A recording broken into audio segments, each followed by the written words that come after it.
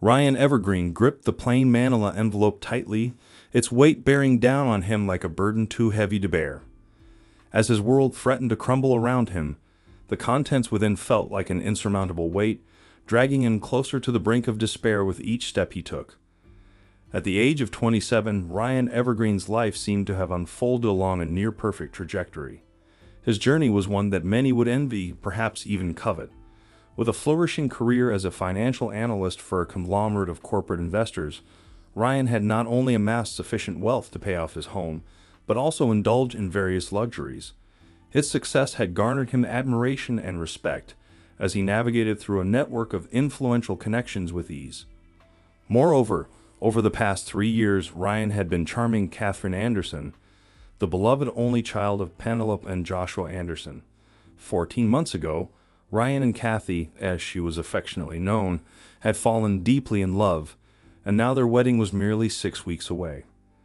To add to his good fortune, Ryan's future father-in-law was none other than the CEO of Sterling Industries. Merely having Joshua mention your name carried weight equivalent to a job offer in certain influential circles. Stepping out of his Lexus LC, Ryan made his way up the illuminated pathway toward the grand entrance of Anderson Manor. Tension gripped his body, and the shadows seemed to conceal lurking nightmares, poised to strike from the darkness at any moment. 3 weeks feel like an eternity, Ryan muttered bitterly to himself, his voice tinged with frustration. He paused, gazing up at the heavens beyond the stars, silently questioning, God, what have I done to deserve this? Which of my past indiscretions has angered you enough to bring about this ultimate retribution? As he pressed the doorbell, its faint chime echoed, prompting thoughts akin to how ancient warriors might have felt preparing for a battle with bleak prospects, where victory seemed elusive for either side. Waiting for the door to yield, Ryan's mouth went dry and breath eluded him. The moment of reckoning had arrived, turning Ryan's fears into tangible reality.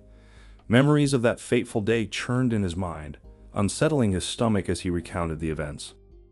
On that pivotal Monday morning, a crucial client had urgently summoned Ryan for a meeting in a city 2 hours away. Providing detailed instructions and the name of the hotel, Ryan swiftly rearranged his schedule and gathered necessary information.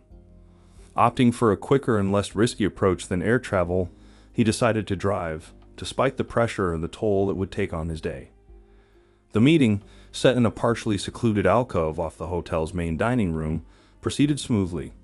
After absorbing Ryan's presentation, the client hurried off to catch a flight. Determined to beat the afternoon rush hour, Ryan calculated that with haste, he could return in time, shaving an extra hour off his workday. As he tidied up his materials, Ryan's attention was drawn to movement in the garden area visible from his vantage point. A reflexive glance revealed Penelope, his future mother-in-law, walking towards him, hand tightly clasped with a man initially unrecognized by Ryan. With a jolt, he realized it was Kyle Martinez, his future father-in-law's primary competitor, sending shockwaves through his world. By a twist of fate, Penelope and her male companion found themselves seated just a few tables away from Ryan moments later. Feeling trapped, Ryan hastily surveyed the room, realizing there was no discreet exit route.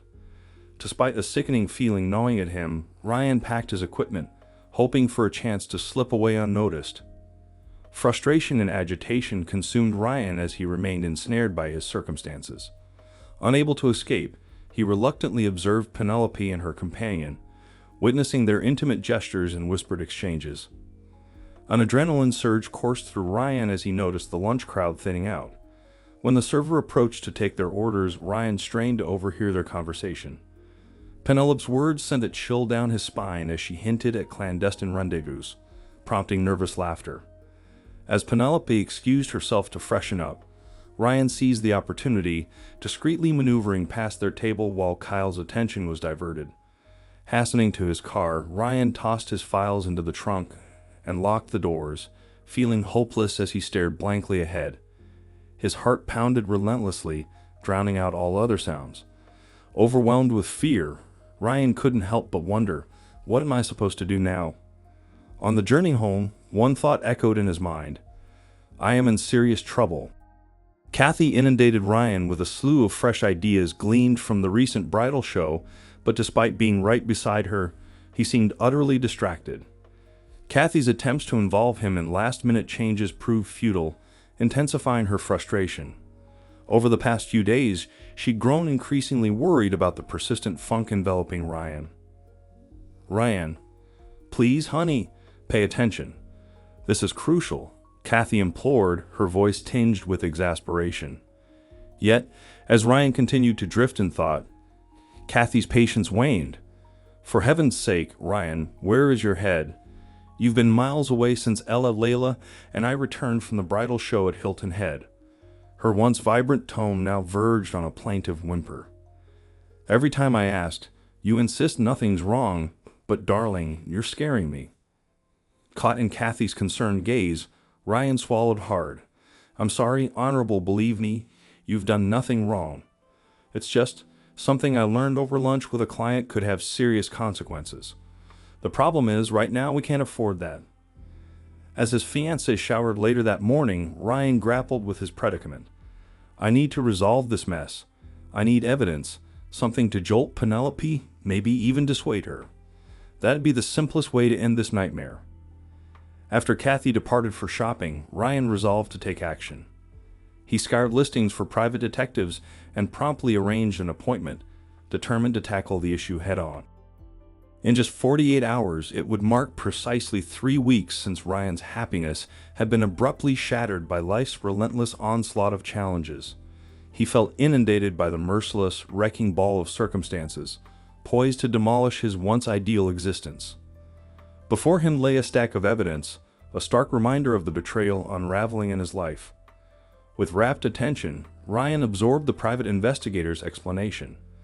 The CD contains comprehensive video and audio evidence of Penelope's affair. The investigator began. The first envelope, labeled Photos, contains visual proof of their interactions in various settings. From casual conversations to intimate moments, they're captured in compromising positions. In the second envelope, you'll find images documenting their most intimate encounters. And finally, the third envelope holds a printed transcript of recorded conversations, leaving no doubt about the nature of their relationship. As Ryan contemplated the damning evidence before him, he likened it to dynamite, deceptively small yet potentially explosive. But in this case, it felt more akin to a nuclear warhead, capable of obliterating any lingering doubts about Penelope's infidelity and her choice of partner. With a heavy heart, he reached for the audio transcript, knowing that its contents would irrevocably alter his reality. As Ryan delved into the report, he was appalled by the consistent disrespect Penelope displayed towards her husband in her conversations with her lover. He was taken aback not only by their flippant remarks about Joshua's performance in and out of the bedroom, but also by Penelope's boastful claims of manipulating her spouse. Penelope seemed to revel in her ability to control Joshua, a stark contrast to Ryan's observations of their seemingly respectful and balanced relationship. The revelation of her deceit left him astounded. Perusing the transcript, Ryan noted with dismay that the private investigator had documented their intimate encounters at least 4 times over the past fortnight. "Dan," he muttered, shaking his head, "for their age, both he and Kyle are more active than a pair of rabbits." A highlighted excerpt from their conversation caught Ryan's attention. "Penelope, when are you going to file for divorce, baby?" "I can't wait until you're all mine," Kyle had asked eagerly. Reading Penelope's response, Ryan could almost hear her distinctive New England accent. "Kyle, I told you, we have to wait until after Cathy's wedding. I don't want her to get hurt any more than necessary. Besides, so far you're getting all the things my husband hasn't gotten in a very long time, and you can be sure it will continue to be so. Oh, Penelope, I love you." "I love you too." Ryan's heart raced as he grappled with the gravity of his situation. He was only just beginning to comprehend the profound impact Penelope's actions would have on his life as well. The puzzle baffled him. How could Penelope even entertain the thought of leaving Joshua for someone like Kyle Martinez? He pondered. With a heavy sigh, Ryan slumped in defeat, grappling with a moral dilemma. "When it comes to Joshua, I have no choice. He's been like a father to me. He deserves to know," he muttered to himself. but I can't bring myself to look at the visual evidence. I couldn't bear to face Penelope after seeing it. As he nervously fiddled with the clasp on the package, his stomach churned with anxiety. I can only hope that somehow, against all odds, Penelope and Joshua can reconcile this mess, he thought fervently. Thanking the private investigator, Ryan rose to depart. Walking to his car, he couldn't help but acknowledge the grim reality. I'm knee-deep in trouble, he murmured solemnly. Later, while enjoying Cathy's company, Ryan felt an overwhelming urge to express his profound love for her. He orchestrated a special evening at their favorite restaurant, complete with wine, delectable food, and soulful melodies. Cathy reciprocated by lavishing him with affection, admiring his physique throughout the night. As dawn approached, a contented smile graced Ryan's lips as Cathy teased, "Keep this up, and I might have to cancel my spa plans with the girls this weekend. We've already been out together twice in less than a month." Or, her tone turned sultry, "Do you want to save it all up for when I return on Sunday?" "No, honey. Go ahead with your plans," Ryan replied, masking his relief. He welcomed the prospect of Cathy's absence, knowing it would afford him the opportunity to unburden himself. Tired of carrying the weight alone, he resolved that regardless of the consequences, Joshua would have to face the truth after this weekend. With a heavy heart, Ryan braced himself for the difficult conversation ahead. The next afternoon, Ryan summoned the courage to make the call. "It's good to hear from you, Ryan. I've been meaning to reach out." Joshua's voice came through the phone, strong yet tinged with strain. Nervously, Ryan blurted out, "Hey, Joshua, I really need to talk to you. Can we possibly meet up this weekend?" He winced inwardly, realizing his delivery lacked finesse. So much for staying relaxed, he thought ruefully. I have some matters to discuss with you two," Joshua responded. "How about Saturday night for dinner? Penelope will be visiting her family and friends at her sister's. Isn't this also when Cathy's off to the spa?" "Exactly, Joshua," Ryan eagerly confirmed. "Then it's just us guys," Joshua remarked. "How about 6 o'clock? Does that suit you, buddy?" "Perfect," Ryan agreed. "I'll see you then." "Great, I'll be looking forward to it," Joshua affirmed before they hung up. As Ryan pondered the upcoming meeting, he couldn't shake the feeling of urgency. "Let's get this over with quickly," he prayed silently. It's always someone like Joshua who ends up bearing the brunt. Although he found it odd, Ryan couldn't shake the sense that Joshua sounded relieved about their one-on-one meeting. Could Joshua already know something? He wondered. But for now, Ryan had more pressing matters to attend to, foremost among them being how Cathy would cope with the impending revelation. As he stood outside the door, waiting anxiously, weeks of pent-up nerves threatened to engulf Ryan. He muttered to himself, "This is going to be even more agonizing than I anticipated." His reverie was abruptly shattered by the sound of a deadbolt turning as Joshua opened the door. "Hello, Ryan. Perfect timing. Why don't you make yourself comfortable in the den while I grab us some beers?" Joshua greeted warmly. Ryan felt his mouth go dry as he noticed Joshua's gaze flicker towards the envelope in his hand. Reacting quickly, Ryan responded, "Thanks, I could use one," though he secretly craved something stronger than just a beer. Surveying the den, Ryan could discern that Joshua used the room as a home office. Moments later, Joshua returned with their drinks. After exchanging pleasantries, Joshua settled behind his desk, his troubled demeanor not escaping Ryan's notice. "He probably already knows," Ryan speculated. As Joshua slipped on his glasses and glanced at the envelope now resting on the desk, he spoke with a measured tone. "It seems you're already aware," he said, his voice tinged with tension. "How did you come upon this? I stumbled upon it quite by accident." Before Ryan could respond, Joshua's tone shifted to one of frustration. "The fact that you're aware should offer some relief. But it doesn't," he admitted. "With important events looming in the coming weeks, it was imperative to inform you. There were no other options, given the looming threat of public exposure. Honestly, Ryan, I'm astonished this hasn't hit the gossip columns yet. I regret that both of us have to navigate the fallout of this sordid affair," Joshua confessed, rising to walk over to a large picture window. Gazing out over the expansive pool and patio below, Joshua continued, "Ryan, grappling with this situation has been incredibly challenging for me. The struggle to find the right words and decide who needs to hear them has left me feeling utterly frustrated, like I could explode." As he spoke, Joshua's frustration manifested in a forceful blow to the window frame, causing Ryan to startle. "Sorry," Joshua snapped, his agitation palpable. "But it's excruciating to watch my family unravel right before my eyes, especially when I feel powerless to stop it. It's been a damned if I do, damned if I don't scenario from the start. What could I possibly say to Cathy to ease her pain?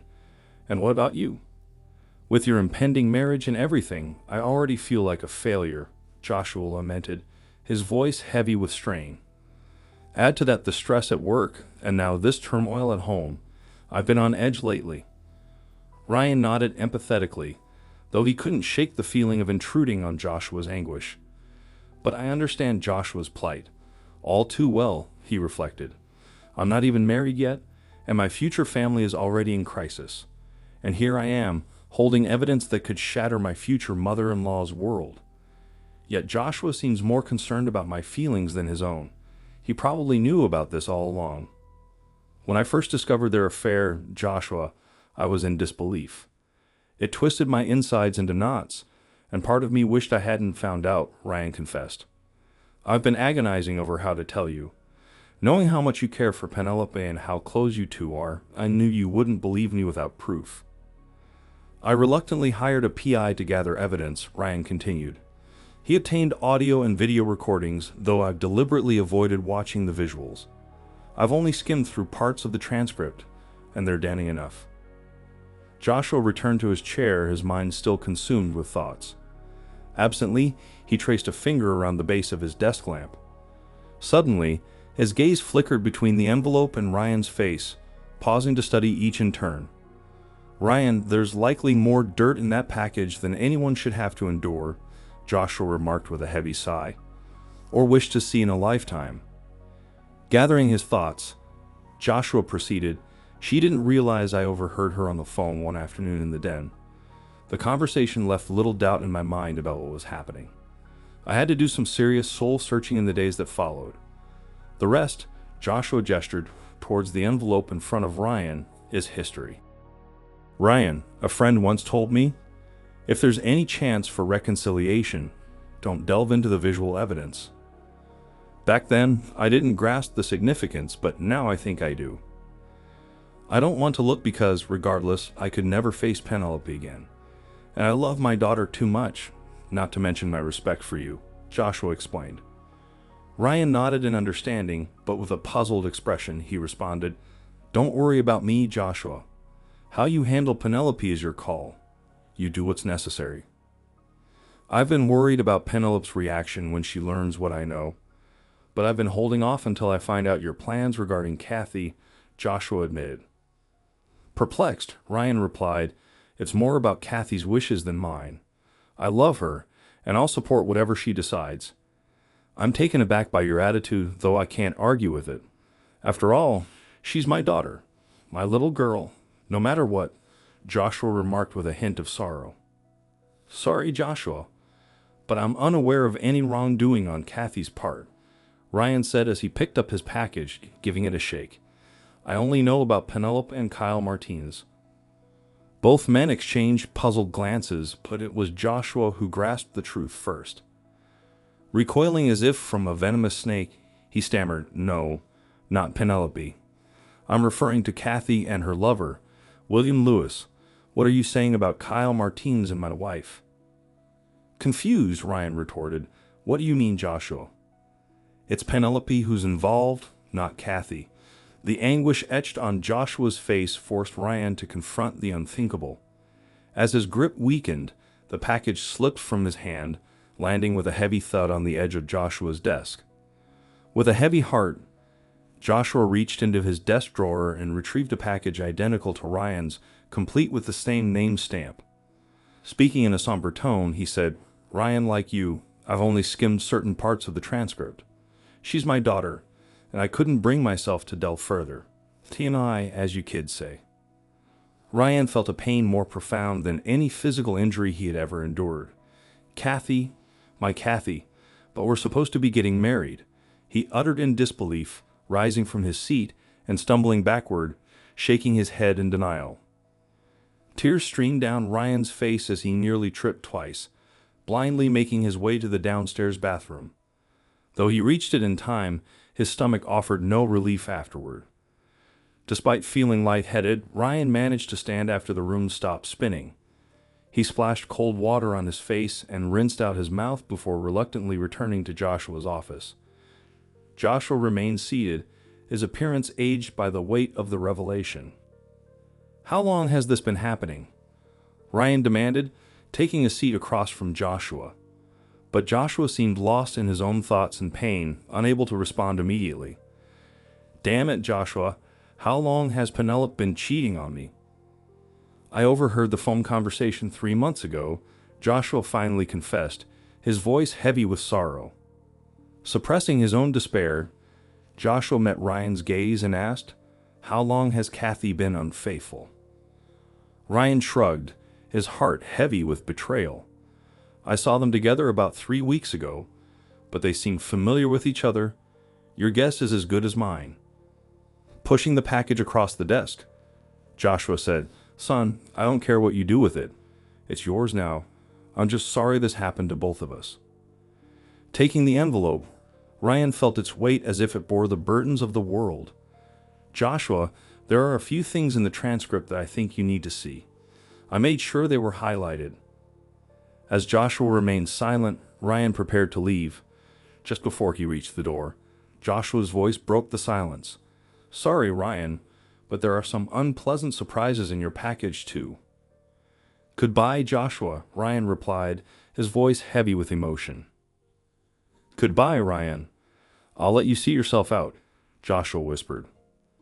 Driving away from the Anderson manor, Ryan grappled with the painful reality. "I was right. I'm in deep trouble. Why, Cathy? Why?"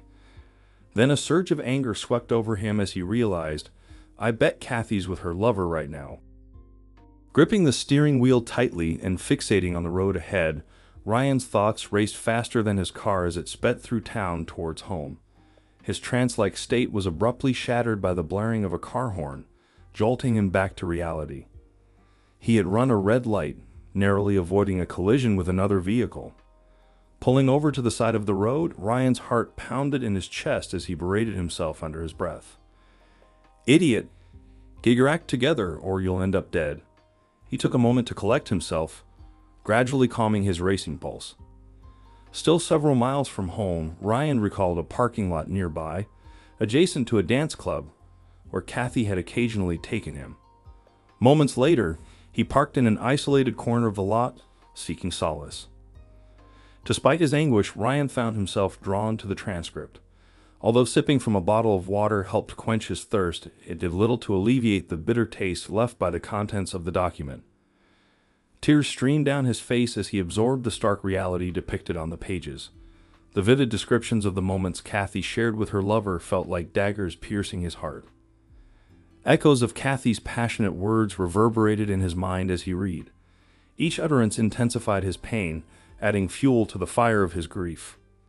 Lost in his sorrow, Ryan failed to notice the passage of time until the parking lot filled with people congregating at the club's entrance. The thumping music brought back memories of happier times with Cathy. Realizing he needed to return home to confront the situation, Ryan snapped out of his reverie and hurriedly flipped through the remaining pages.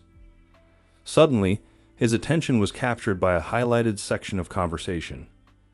"Cathy, after this weekend, I'll feel neglected. The only other time I'll have with you before your wedding is when you go to the spa." The words leaped off the page. "Don't worry, William. This won't be the end for us. After my honeymoon, we'll find plenty of opportunities to be together. You're irresistible, and I'm not letting you go." Cathy's response hit Ryan like a blow to the gut. "I trust you, Cathy. I can't give you up either. You're the most attractive and adventurous woman I've ever known." William's words echoed in Ryan's mind, confirming his worst fears. Tears blurred Ryan's vision as they cascaded down his cheeks, his breath ragged and tortured. His grip on reality slipped as he stared blankly at the cars surrounding him, the transcript slipping from his grasp. With each tear, Ryan's world crumbled, his life with Cathy disintegrating like a fragile sandcastle eroded by relentless waves. Why, Cathy, why? Ryan's anguished plea echoed in the empty confines of his car as he rocked back and forth, his head colliding with the headrest. Time seemed to stand still as Ryan's gaze fixed on a movement near the club. Anguish morphed into seething rage as he recognized two familiar figures approaching from the club. Ella and Layla, Cathy's closest friends. His gut twisted with fury, Ryan watched them, wondering if Cathy was still inside the club. The girls, oblivious to Ryan's turmoil, leaned against Ella's car, their laughter drifting through the night air. With determined strides, Ryan marched towards them, their shocked expressions meeting his fiery gaze. "You're supposed to be with Mr. Anderson," Layla slurred, confusion evident in her voice. Ignoring Layla's words, Ryan turned to Ella, his resentment palpable. "You seem to be missing someone. Must have been a dull spa night to rush back here just to dance," he spat, his tone laced with bitterness. Layla's eyes widened as she realized Ryan's knowledge, her drunken stupor evaporating in fear. With clenched fists and curled lips, Ryan seethed. "Knows? Why would I know anything, Layla? Perhaps about my dear Cathy and William Lewis?" Ella intervened, commanding Layla to silence before addressing Ryan with steely resolve. "I made it clear to Cathy that I won't lie for her. She's not here, as you can see. Draw your own conclusions, but don't ask me to lie," she declared, ushering Layla into the car as Ryan stepped back. As Ella joined Layla in the car, Ryan's world crumbled further, his heart heavy with betrayal and resentment. Still simmering with anger, Ryan turned to leave when Ella unexpectedly rolled down her window and spoke. "Ryan, I'm sorry, and Layla does too. But Cathy didn't seek this out. It just unfolded.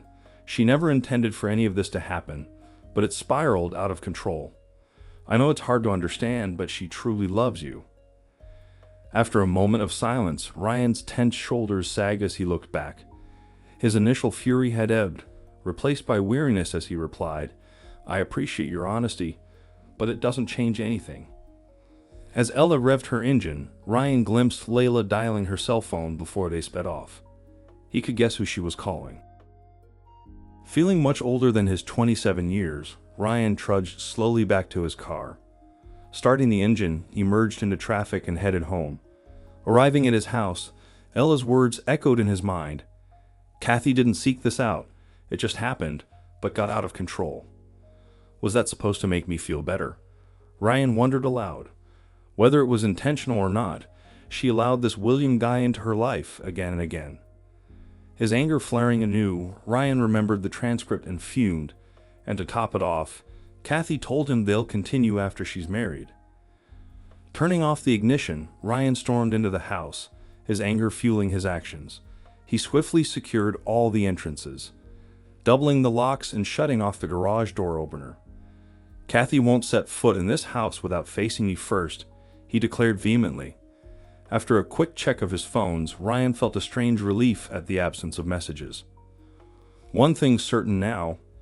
Cathy can do as she pleases whenever she pleases, because as of this moment, she no longer has a fiancé named Ryan, he muttered through tears, his voice thick with emotion.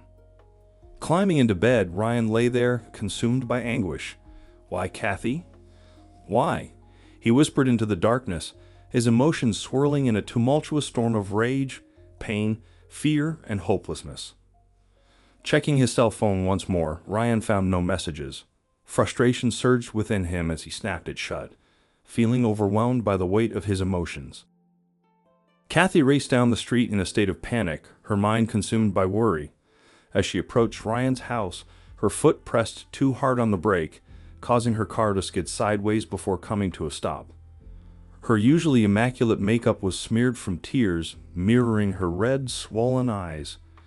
But in that moment, Cathy's appearance was the least of her concerns. Her sole focus was reaching Ryan. Frantically, she attempted to unlock the door, her trembling hands struggling with the key. "Please let him be here," She prayed desperately, her voice choked with emotion. With a heavy heart, Cathy turned to ring the doorbell, only to notice her name written in bold red letters on an envelope pinned to the doorframe. Despite her rising panic, she hesitantly reached for it, her hand shaking with fear and anticipation. Taking a deep breath, she opened the envelope and began to read. Cathy, don't try to use your key, the locks have already been changed. Don't ring the doorbell, I've already left. I'll be at your parents' house this afternoon if you want to talk. Ryan. After rereading it several times, she found herself fixated on the door of what was supposed to be her future home. Unfortunately, she harbored strong suspicions that it might never become a reality for her. Peering through the open curtains, Cathy checked the windows to ensure Ryan wasn't there. The flood of warmth from fond memories washed over her as she gazed inside, causing her to collapse to her knees, overcome with sobs. With shaky steps, Cathy retreated to her car, continually glancing back at the door, silently willing Ryan to appear and mend their broken bond. Racked with uncontrollable grief, she slumped over the steering wheel, questioning in anguish, "What have I done? I've lost my heart and soul." Stunned, she remained seated for a prolonged moment, fixated on Ryan's home, before eventually igniting the engine and driving away, the weight of her decision heavy upon her. As Cathy read Ryan's note, across town, Ryan sat in a restaurant, his face heavy with sorrow. Despite his efforts, he couldn't taste the food, mechanically picking at it. The emotional storm of the past few days had left Ryan drained, lost in contemplation as he stared out the window on what should have been a cheerful spring day, now feeling bleak and cold. Cathy's betrayal had shattered their relationship, but the final blow was her intention to continue her affair even after their honeymoon. Ryan knew what he had to do, but it didn't ease his pain. For the first time, he understood those who wished for death to end their suffering. Life's lessons taught Ryan that time could heal, albeit slowly. All he could do now was wait, hoping that when his new life emerged, the pain of the old one would vanish. Glancing at the clock, he muttered dispassionately, 1:15. Just 5 minutes later than the last time I checked. Upon arriving at the Anderson Manor, Ryan encountered his first surprise when the door swung open before he could even ring the bell. "Ella!" Ryan's voice trailed off in astonishment as he faced his second surprise. The young woman before him offered a slight nod, avoiding his gaze as she explained, "With everything in turmoil and Cathy's parents in an uproar, she needs all the support she can get. That's why I'm here. Cathy's waiting for you in the garden. You two won't be disturbed there." As Ryan made his way towards the back door, he couldn't ignore the echoes of his future ex-father-in-law's enraged voice reverberating through the hallways. "Joshua certainly has a lot of energy," Ryan mused wearily, realizing he lacked the stamina to match such fervor. In the garden, Ryan found Cathy standing on a grassy knoll overlooking the lake, tears staining her cheeks. A surge of empathy briefly tempted him to offer comfort, but then the memory of Cathy's choices halted him. Facing the consequences isn't easy, he thought bitterly. Taking in Cathy's disheveled appearance, Ryan couldn't muster any solace despite her obvious distress. "Hurting her doesn't ease my pain," he acknowledged, though a part of him wished it did. Stopping a few feet away, Ryan spoke with a hardness in his voice. "Cathy, I'm here, but I can't promise for how long, so if you have something to say, make it quick." Cathy visibly tensed at his tone, unable to turn around due to a mixture of fear and shame. "Ryan, I'm so sorry Her words faltered and she collapsed into sobs, her face buried in her hands. Witnessing her in this state was like subjecting him to an emotional roller coaster. Despite Ryan's enduring love for her, Cathy's betrayal had shattered the foundation of their relationship. With a strained voice laced with frustration, he implored, "Could you please look at me?" She shook her head, her response laden with remorse. "I can't. I'm certain that what I did surpassed any expectations we ever had of each other. Just the knowledge that my foolish actions have torn apart what we shared makes it unbearable for me." Cathy sobbed. "It might be my own selfishness, but my love for you is too immense. I would do anything to make this right, but through our connection, I've come to understand you too well. The pain in your voice reveals that even your generous heart has been shattered. Gradually composing herself, she continued, Ryan, I didn't intend to betray you, and I won't offer any excuses now. It all began innocently enough with Ella, Layla, and me frequenting various dance clubs over the past year. About 6 months ago, Layla met a band member at a country and western nightclub where she enjoyed the music. Although his band wasn't a headline act, they were local favorites. When I first met William, their lead singer and bass guitarist, I made it clear that I was committed, and initially, I acted accordingly. However, over the months, our visits to the club continued at Layla's insistence to see her friend and enjoy the music. That turned out to be a grave mistake. I developed a close friendship with William, perhaps too close, as our banter and flirtation gradually evolved into something more intimate.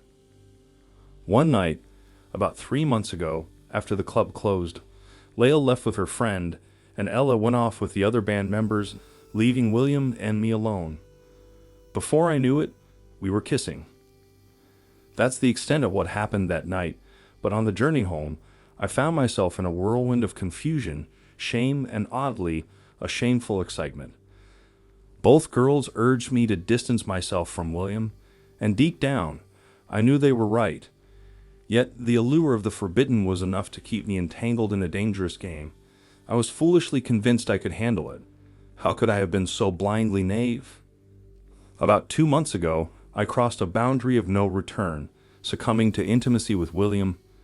We've met 5 times since then, including the weekend I was away, but never at our usual spots, the places you and I frequent. Before you ask, it wasn't about him being superior to you or more capable of fulfilling me, which he wasn't, by the way. It was akin to a high school crush, and I foolishly allowed infatuation to morph into insatiable lust. Please spare me the details. Even the thought sickens me now. Ryan, I want you to understand that I'll live with regret for every moment of this for the rest of my life. It has not only cost me dearly, but has wounded what I hold most dear, you. Her voice carried an unusual finality, resonating with a deep, mournful tone akin to the distant cry of a solitary seagull. Her delivery seemed almost mechanical, as if she were reciting from a script. Yet, from what Ryan could recall of the private investigator's report, Cathy's confession rang true. Suddenly, it dawned on him. Her methodical demeanor wasn't an attempt to diminish the gravity of the situation, but rather a strategy to navigate through it without succumbing to a breakdown. Ryan realized every word she just uttered is tearing her apart inside. He observed Cathy trembling, her arms wrapped tightly around herself in a desperate attempt to hold herself together. With that realization, Ryan felt a surge of compassion, though he swiftly suppressed it, responding, Cathy, I believe you're aware that the wedding and engagement are off, at least for the time being. We need space, and please, no communication of any kind until I can process this. Rushing me will only make things worse. Right now, you wouldn't like the outcome. As Ryan finished speaking, Cathy began to sob uncontrollably, her body convulsing with each spasm. He waited for her to compose herself before posing one last question. Cathy, why? Struggling to contain her tears, she replied with a trembling voice, Ryan, that's the one thing I can't explain. All I know is that I went out with friends and lost control. The guilt became unbearable. Ella and Layla thought I spent the weekend with William, but I went to the spa on Friday night to end things with him. I told him to leave me alone before he even stepped out of his car. He caused a scene, hurling insults and accusing me of leading him on. I spent the entire weekend alone, reflecting on us and our future. If you need proof, you can call the spa. They had to involve the police to get him to leave. On my way home this morning, I checked my phone and saw messages from Ella and Layla. I knew then that my world had crumbled. I almost crashed when I heard Ella say, Oh, Cathy, Ryan knows everything. Believe it or not, Ryan, I love you deeply and always will. But by betraying your trust, I've tarnished that love. Now I'm left to endure the agony of my actions. You'll never fully understand, but please know that I'm truly sorry for what I've done. It was exhilarating in the moment, but losing you, the man I truly love, has made me realize it wasn't worth it." Ryan couldn't shake her words from the transcript out of his mind, and now, unable to contain his bitterness, he sneered sarcastically. "Oh, I'm thrilled by your profound remorse. So sorry that you're already planning a reunion with good old William after the honeymoon, and not just once, but enough times to overwhelm him." Responding to a surge of grief-stricken shame, Cathy let out a hysterical shriek. "Oh God, no. I'm so sorry. Yes, I said that, but it was just in the heat of the moment. I knew it was wrong the moment it escaped my lips because I didn't mean a word of it. I knew I wanted." Ryan cut her off abruptly. "Enough, Cathy," unwilling to entertain any further explanations as he stepped forward. "There's no need to prolong this any further. Just return my ring and I'll leave," he said firmly, his voice devoid of emotion. In utter despair, Cathy finally understood that it was truly over. She held out her arm, still turned away, and with trembling fingers, handed him her engagement ring. After taking it, Ryan continued, "Cathy, you have a few more of my belongings that I'd like back." In a small, fearful voice, she murmured, "I'll ask Ella to bring over everything I have. And if it's okay, I need to retrieve my things from your place. You can go through them first if you want." Ryan replied softly, "That's fine, Cathy. Just leave a message on my phone, and I'll arrange for someone to be there when you're ready."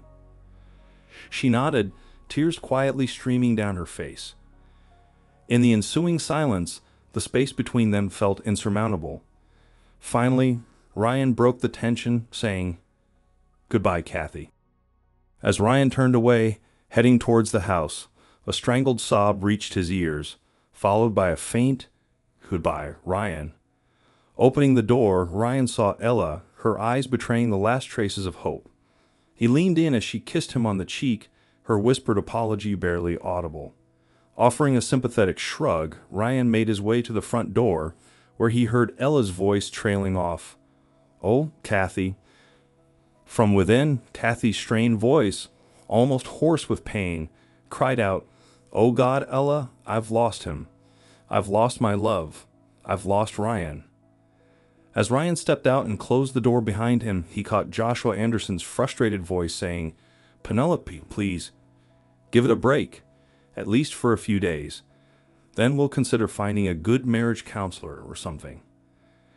Descending the steps, Ryan shook his head, musing, "That sounds like the beginning of a possible reconciliation. With over 20 years together, I guess it's not surprising. If only Cathy and I had that kind of history. But now who cares?" Glancing back at the Anderson manor, he muttered to himself, "I knew it from the start. I'm neck deep in trouble." Weeks passed, and Ryan found himself grappling with the persistent ache of his emotions for Cathy resurfacing time and again. He couldn't escape the reminders of her, reminiscent of the old Bee Gees song, "How Can You Mend a Broken Heart?" To her credit, Cathy had respected his request for space, refraining from any contact. Yet, despite his efforts, Ryan couldn't shake off the sting of her betrayal. After weeks of internal struggle, Ryan reached a painful realization.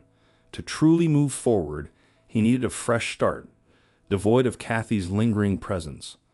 Fortunately, his business structure offered the flexibility for such a relocation without disrupting his clientele. A few days after making this difficult decision, Ryan finished packing for his move to the coast. Wanting closure, he attempted to call Cathy to bid her farewell, but she didn't pick up. Left with no other option, Ryan sent her an email, informing her of his departure and indefinite absence. However, Cathy never responded to either his call or his email. Ryan's choice to relocate turned out to be a wise one, leading him on a path of recovery and renewal. In the subsequent months, he found companionship with Brenda Moore, a delightful young woman whose charm, intelligence, and physical fitness captivated him. As their relationship deepened, Ryan confided in Brenda about the emotional baggage he still carried. Understanding his struggles, Brenda resolved to support him with patience and care, knowing that earning his love meant helping him overcome his limitations. This gentle approach proved to be exactly what Ryan needed, guiding him towards rediscovering trust and the ability to love once more. Celebrating the second anniversary of their first date, Ryan and Brenda found themselves immersed in a profoundly happy and loving relationship. Their love and dedication were palpable to all who knew them. While Brenda had met Ryan's parents, he had yet to meet her mother, Pamela Moore, despite their numerous phone conversations. With Pamela flying in to visit her daughter, Ryan's long-awaited introduction was imminent. Standing by Ryan's side, Brenda scanned the crowd pouring through the security gates, eagerly searching for her mother. Suddenly, she erupted with excitement, jumping and waving her arms, exclaiming, "Mom, over here."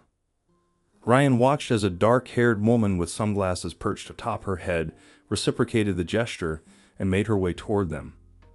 Despite wearing a light floral dress, she enveloped Brenda in a warm hug upon reaching them. Taking a moment to admire her daughter, Tegan finally spoke, "Baby, you look good. I'm glad to see you've been taking care of yourself." Brenda seized the opportunity to introduce Ryan, saying, "Mom, this is Ryan, the man I love." Extending his hand tentatively, Ryan was caught off guard when Tegan enveloped him in a bear hug. With a slight squeak, he managed, "Nice to meet you, ma'am." As Tegan stepped back, her gaze intensified, causing Ryan discomfort until she spoke. "Ryan, all I ask is that you treat my daughter well, and that both of you prioritize each other's happiness." Drawing Brenda close, Ryan responded firmly, "I will do that, ma'am. I promise." Tegan's intense expression softened into a wide smile as she replied, "I've been informed that despite your youth, you are an honorable young man with strong convictions and the courage to act on them. I was also told that once I met you, all my concerns for my daughter would be put to rest." Her daughter inquired, "Mom, what do you mean? I've spoken highly of Ryan many times, but I don't remember ever saying anything like that." "It wasn't you, Brenda. It was me," a strong male voice interjected from behind Tegan. A stranger approached, saying, "And I can vouch for what she said." Tegan turned slightly to see the man and told her daughter, "Sweetheart, I know this is unexpected, but as of last night, I'd like you to meet my fiancé, Joshua Anderson." Ryan stood in shock, his mouth agape, speechless save for a slight gasp. Stunned, Brenda watched as Ryan and Joshua embraced warmly. Tegan smiled and explained, "You see, dear daughter, the man you love already knows Joshua. It turns out they share a long and intriguing history. It seems destiny intends for them to continue it." As they observed their smiling partners, Brenda's mother hugged her and remarked, "It appears we're fortunate.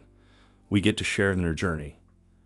Ryan nodded in agreement, adding, "I concur, ladies, but for now, let's retrieve the luggage and find a quiet spot for lunch. Then, Joshua and I can fill you in on the rest of the story." Thank you for watching my video to the end. Don't forget to give me a like if you like this story and subscribe to my channel. Have a great day and see you soon.